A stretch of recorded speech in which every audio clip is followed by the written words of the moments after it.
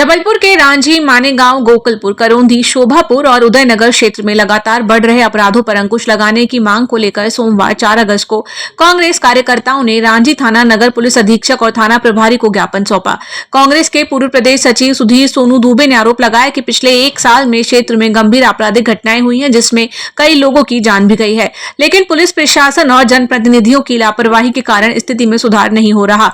ज्ञापन के साथ सुंदरकांड की पुस्तक भेंट कर चेतावनी दी गई कि यदि जल्दी कार्रवाई नहीं हुई तो कांग्रेस जन लंका कांड पुस्तक सौंपते हुए उग्र आंदोलन करेंगे। आज रांझी थाने में हम लोगों ने रांझी क्षेत्र में, गोकुलपुर में, करौंदी में, मानेगांव क्षेत्र में जो लगातार घटनाएं हो रही हैं, चाकूबाजी की घटना हो रही है, अवैध कारोबार जो है शराब के और इंजेक्शन के होने से जो नए युवा की नई पीढ़ी है वो नशे का शिकार होकर जिस तरह का अपराध रांझी क्षेत्र में लगातार 2-3 महीने से बढ़ते चले जा रहा है, इसके संदर्भ में रांझी थाने में रांझी थाना प्रभारी को ज्ञापन दिया हम लोगों ने और सुंदरकांड के माध्यम से एक सुंदरकांड की भी पुस्तक हमने दी है ज्ञापन के साथ में।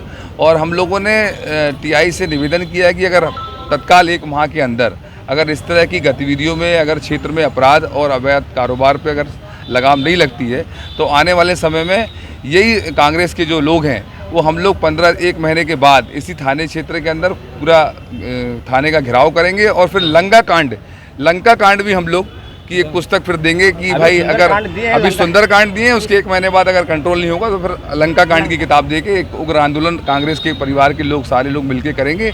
तो हमको थाना प्रभारी ने आश्वासन दिया है कि तत्काल ही जो है इस तरह की जो घटना चाकूबाजी और अवैध कारोबार पे लगाम लगेगी और अगर नहीं होगी तो उसके बाद फिर कांग्रेस के परिवार के लोगों को आंदोलन करेंगे। कौन से क्षेत्र हैं जिसमें ज़्यादा ये गतिविधियाँ हो? नहीं, लगभग सभी क्षेत्र में। अभी शोभापुर में अभी घटना हुई थी चाकूबाजी की, तो वहाँ भी घटना हुई, मानेगांव में हुई, बड़ा पत्थर में हुई लगातार। परसों एक बच्ची के साथ घटना हुई है, उससे गले में पेचकस से चाकू मारा, पेचकस मारा गले में उसके।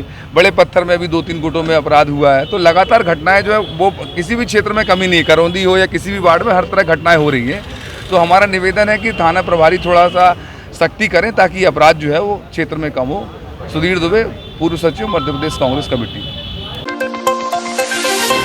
जबलपुर में लगातार हो रही बारिश के कारण जहां आम जनजीवन प्रभावित हुआ है, वहीं सरकारी स्कूलों की जर्जर इमारतों की पोल भी खुल गई है। शाहपुरा ब्लॉक के पिपरिया कला गांव में स्कूल भवन का प्लास्टर गिरने से और नई इमारत से पानी रिसाव की घटनाएं सामने आई हैं। पाटन ब्लॉक के नूनसर गांव में 1 महीने से स्कूल के गेट पर ताला लगा है। बच्चों को निजी बिल्डिंग में पढ़ाया जा रहा है। जिले में 100 से अधिक स्कूलों की बिल्डिंग जर्जर घोषित कर दी गई है। जिला परियोजना समन्वयक योगेश शर्मा ने बताया कि पीडब्ल्यूडी विभाग द्वारा इन बिल्डिंगों को गिराने की प्रक्रिया शुरू कर दी गई है, लेकिन नए निर्माण को लेकर कोई समय सीमा तय नहीं है। देखिए, हमारे पास जो है, जो हमारे उपयंत्री के माध्यम से विकास खंडवार जो रिपोर्ट आई है उसमें 83 ग्रामीण क्षेत्र के और 19 शालाएँ नगर निगम क्षेत्र की जो चिन्हित करी हैं जो कि जर्जर हैं, और यहाँ वैकल्पिक व्यवस्था करके अपन ने अन्य जगह शैक्षणिक व्यवस्था कर दी है कि उन भवनों को सीलबंद कर दिया। और एसडीएम महोदय को और सारे जनपद सीओ और नगर निगम आयुक्त को कलेक्टर महोदय ने टीएल बैठक में पत्र के माध्यम से भी आदेशित किया है। तो इतनी बिल्डिंगें जो है 83 बिल्डिंग की स्वीकृति हमको पीडब्ल्यूडी से जर्जर घोषित कर दिया गया, उनको कंडम।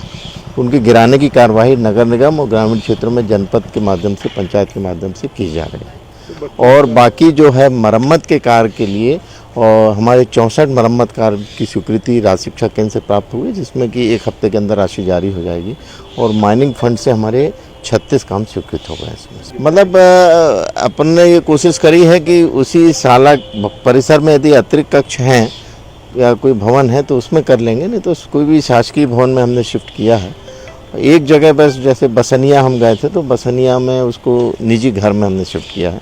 और जहाँ संभव नहीं हो पा रहा है, जैसे पड़वार में नहीं हुआ तो वहाँ 2 शिफ्ट में कर दिया है। नहीं, हम वो यदि लग रहा है आपके माध्यम से हमको जानकारी आई तो पिपरिया कला में भी हम उसको व्यवस्थित सुरक्षित कक्षों में शिक्षण का बिल्डिंगों का। देखिए, 2 दिन के अंदर पीडब्ल्यूडी विभाग ने हमको जर्जर घोषित का प्रमाण पत्र कल शाम को ही हमको मिला है, और वो हमने सारे जनपद सीओ और उनको नगर निगम को सर्कुलेट कर दिया है। तो गिराने की कार्यवाही तो चालू हो गई है सर। अभी 3 भवन हमारे जैसे यहाँ शहर के उन्हें गिरा भी दिए हैं नगर निगम ने। जबलपुर मंडी में आज किसानों ने खाद की कमी और कालाबाजारी का आरोप लगाते हुए जोरदार प्रदर्शन किया। किसानों का कहना है कि टोकन कटने के बावजूद उन्हें खाद नहीं मिल रही है। सूचना मिलते ही एसडीओपी, खाद अधिकारी और पुलिस मौके पर पहुंचे और किसानों को समझाइश देकर मामला शांत कराया। अधिकारियों ने बताया कि काउंटरों की कमी के कारण वितरण में समस्या आई थी, जिसे जल्द दूर किया जाएगा।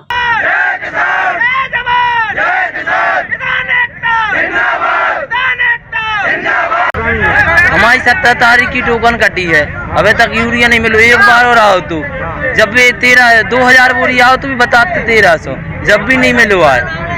अब भी होते हैं कार वो होगा ब्लैक में चलो क्या फसलों पे बारिश के कारण पीलापन हो गया है और अभी भी चल रहा है। क्या नाम तुम्हारा? सुमित सहलोधी। थाना पाटन के ग्राम गुरु पिपरिया में खाद वितरण को लेकर कुछ किसान नाराज हो गए। मूल समस्या ये थी कि कुछ पुराने किसानों को खाद का वितरण होना था, वहाँ पर काउंटर कम थे, उनको हो नहीं पाया था और नए किसान आ गए। इस तरह एक भारी भीड़ वहाँ पर आ गई। तत्काल मौके पर वहाँ पर थाना प्रभारी एसडीओपी और तहसीलदार एसडीएम पहुंचकर उनको समझाए। इसमें जो खाद्य विभाग के डीओ हैं उनसे बात हुई है कि वहाँ काउंटर को बढ़ाया जाए और ताकि किसानों को खाद का समुचित वितरण हो सके। इस बात पर से किसान मान गए हैं और जाम वहाँ से हट गया है और अब सुचारू रूप से वहाँ खाद वितरण चल रहा है। हनुमान तालाब के विकास कार्य को लेकर विपक्ष द्वारा लगाए जा रहे भ्रष्टाचार के आरोप पर जबलपुर महापौर जगत बहादुर अन्नू और विधायक अभिलाष पांडे ने करारा जवाब दिया है। उन्होंने कहा कि अभी तक तालाब में मात्र 12 लाख रुपए खर्च किए गए और आगे की राशि का उपयोग भी पारदर्शिता के साथ किया जाएगा। विपक्ष पर आरोप लगाते हुए कहा कि ये बिना तथ्यों के प्रगति में बाधा डालने का काम कर रहा है। 14 करोड़ की राशि से जबलपुर शहर के 5 तालाबों का उन्नयन हो रहा है। उसमें से हनुमान ताल 2 करोड़ की राशि से उन्नयन होना है। 30 लाख रुपए का काम अभी तक डीसिल्टिंग का और उसके साथ साथ जो रिटेनिंग वॉल जो घूस लग गई थी दीवालों पर उसका काम अभी तक हुआ है और वो चल भी रहा है। 30 लाख रुपए के काम में थोड़ा सा जो शुरू में काम ढीला हुआ था उसको लेकर 2 लाख रुपए की पेनल्टी लगाई गई और 12,56,000 रुपए का कुल भुगतान आज तक हनुमान ताल में किया गया है। 1 करोड़ 60 लाख रुपए का काम अभी होना है और 1 करोड़ 80 लाख से ज़्यादा का भुगतान किया जाना बाकी है। विपक्ष के साथी बार बार यहाँ पर ये कहते हैं कि करोड़ों का भ्रष्टाचार हो गया। ये कला तो शहर के नागरिक और हनुमान ताल के आसपास के निवासी और हम लोग भारतीय जनता पार्टी के लोग उनसे सीखना चाहते हैं कि आप लोग कैसे 10 या 12 लाख रुपए का भुगतान करके करोड़ों रुपए का कैसे भ्रष्टाचार कर सकते हो। थोड़ा हम लोगों को सिखाने का प्रयास करें। कहने का मतलब ये है कि बौखलाहट है।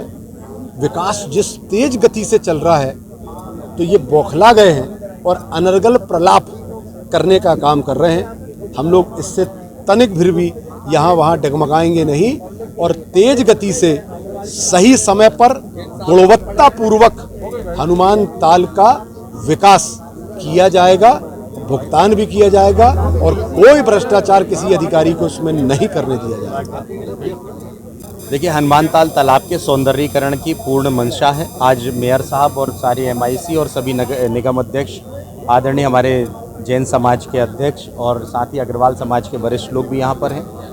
हनुमान ताल तालाब को भव्य और सुंदर हनुमान ताल बनाना मेरे संकल्प पत्र के अंतर्गत इसमें हमने लिखा था और मेरे संकल्प पत्र में मैंने जो बातें रखी थी उनमें से बहुत सारे बातों को हम पूरा कर भी रहे हैं। हनुमान ताल तालाब निश्चित तौर पर भव्य और सुंदर तालाब बने, इसका संकल्प मैंने लिया था और 30 साल के बाद इस कार्य को कराने का मेरा संकल्प है और उसको हम पूर्ण रूप से कर भी रहे हैं। यहाँ पर बड़ी बड़ी घूस हैं जिसके कारण दीवारें गिर रही हैं, लेकिन उन दीवारों को हम रिटर्निंग वॉल के साथ सुंदर, पानी स्वच्छ रहे इसलिए एरिएटर्स, फव्वारे, साथ ही बाहर पाथवे और साथ ही वृक्षारोपण और फेंसिंग कर इस तालाब को भव्य तालाब बनाएंगे।